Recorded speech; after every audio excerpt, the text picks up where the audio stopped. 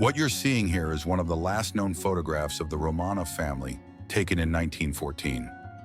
This was the imperial family of Russia, just before the world and their lives would change forever. At the center stands Tsar Nicholas II, the last emperor of Russia, and beside him, his son, Alexei, the heir to the throne. But little did they know, just a few years later, they would be swept away by the Russian Revolution.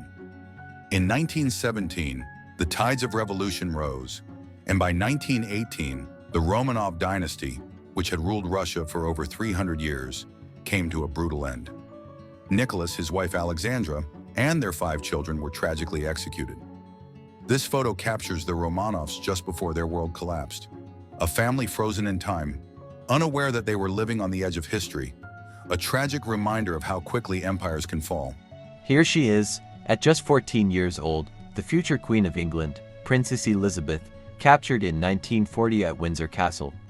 The world was in the grip of World War II, and while Britain faced its darkest days, young Elizabeth was already preparing for a life of service and responsibility. In this photograph, she's poised, thoughtful, or perhaps reflecting on the weight of the future. At such a young age, Elizabeth knew she would one day take on the immense role of queen, a position that would demand grace, resilience, and dedication. At just 14, she made her first public speech, comforting children evacuated from war zones. Even then, her sense of duty was clear. This image of Princess Elizabeth reminds us that behind every great leader lies a story of growth, learning, and quiet determination. This moment in 1940 marked the beginning of a journey that would see her become one of the most respected monarchs in history. Ever seen the Statue of Liberty like this? This is Lady Liberty as you've never seen her before, just a head sitting in a park. Captured in Paris in the 1870s, this photo shows the Statue of Liberty before she was even completed. That's right, before this iconic symbol of freedom was assembled in New York. Her head made a pit stop in France.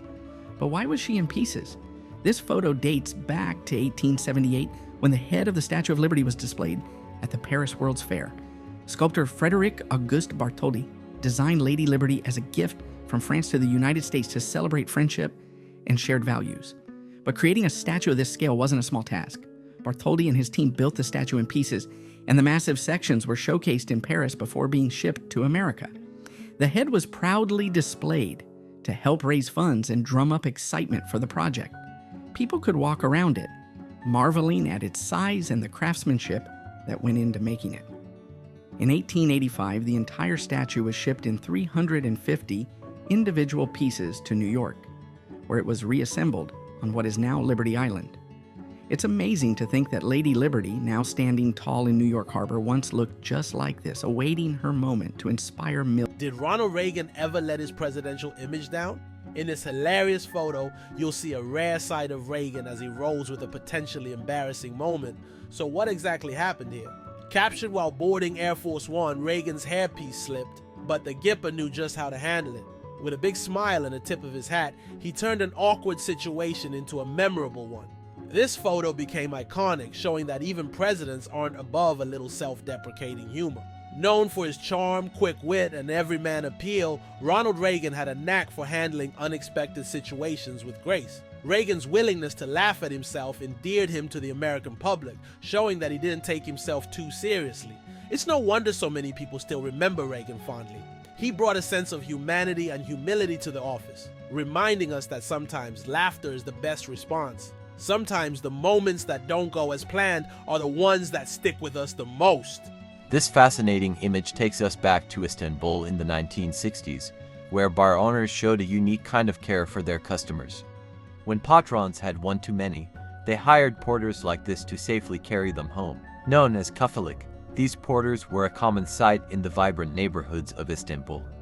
With a large basket on their backs, they would help overly drunk customers get home safely, a practice that showed how much the bar owners valued their regulars. In an era before rideshares or taxis were easily accessible, this was the best way to ensure that loyal patrons returned the next day. It wasn't just a service, it was a tradition that embodied the close-knit community spirit of the time. This photograph captures more than just a quirky service. It's a snapshot of a time when community and care went hand in hand, even in the most unexpected ways. Subscribe for more surprising stories from history's forgotten traditions. You won't believe why this woman is surrounded by potatoes. The story behind this strange 1935 photo will leave you stunned. Meet Miss Potato. This quirky photo from 1935 shows a young woman crowned the Potato Queen in Idaho, the potato capital of the United States. But this wasn't just a lighthearted contest. There was something more serious behind it. During the Great Depression, beauty pageants were often held to promote local industries, and in Idaho, it was all about potatoes. The winner of the contest was chosen for her charm and, more importantly, to help market the potato industry during a time when America desperately needed to boost its economy. But rumors swirled that these pageants weren't just about beauty and potatoes. Some claimed that they were staged by local businessmen looking to gain attention for their crops. In reality, this pageant was a fun way to celebrate Idaho's potato farming community and bring some joy during hard times. New York City, 1957. In the heart of Manhattan's traffic, an unexpected passenger appears. A llama, calmly watching the bustling streets from the backseat of a car. This isn't your average New York commuter. The llama, named Linda, was part of a traveling circus promotion, drawing attention in the only city where anything is possible. Amid the honking taxis and rushing pedestrians, Linda the llama didn't seem fazed at all.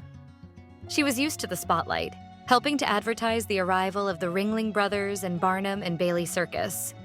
This photo, taken on Broadway, captures the essence of 1950s New York, where the extraordinary meets the everyday, and even a llama can cause a stir in the middle of Times Square.